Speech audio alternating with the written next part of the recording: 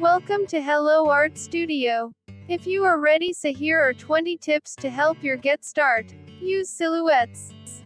One of the most important parts of design is making it recognizable with a strong presence.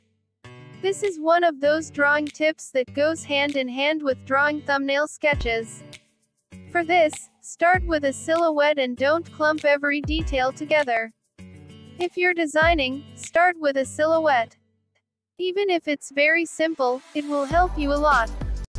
And in case you're starting now the process of creating a drawing, you can just start with black silhouettes and let your imagination run free.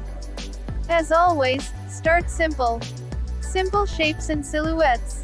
You'll see that the process will turn out much easier, starting this way. Beginning simple silhouettes. Like this. Subscribe now and hit the bell icon for daily notification.